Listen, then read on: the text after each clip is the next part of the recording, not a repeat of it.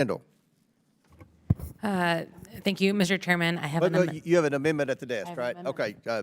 Will the clerk distribute and report the amendment?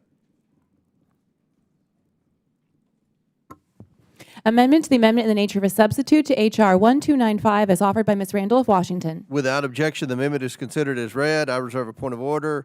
The gentlewoman is recognized for 5 minutes to explain her amendment. Thank you, Mr. Chairman.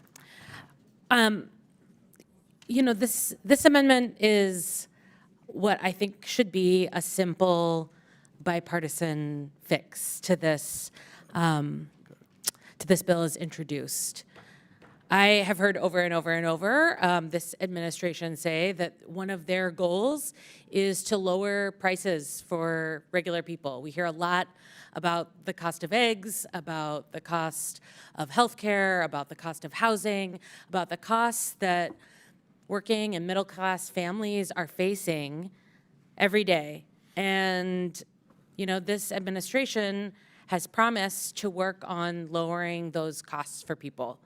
And I've heard from my constituents, nearly 20,000 of them at town halls over the last month, who are really struggling under high costs of living. Those folks are especially struggling who have been laid off or fired from their federal work, or contractors who have lost their jobs because their federal contracts have been canceled. I think we can all agree that prices are high and it is hard out there for working families.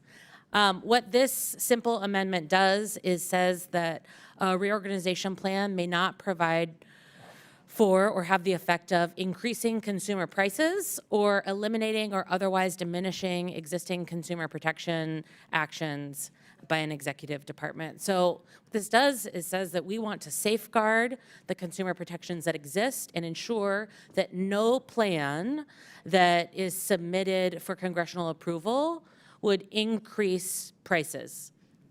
I don't know anyone out there who is hoping for this administration to raise the prices of the goods that they are struggling to purchase every day. So, you know, as we work to ensure that, you know, working families can have good jobs, make a good living, you know, protect the promise of an American dream, I think working to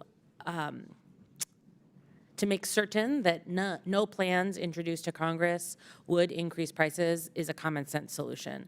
And, you know, speaking to the consumer protection piece, you know, last month, accidentally somehow, staff at the USDA who are responsible for managing our bird flu response were fired. And because of bird flu, we've seen the largest ever price jump for eggs since 1980. But indiscriminate firings of federal workers are leading to higher prices. And so I think we should do everything we can to make sure that we keep prices as low as possible for folks out there who are just trying to live their lives and build a strong future. Thank you, Mr. Chairman. Friend yield.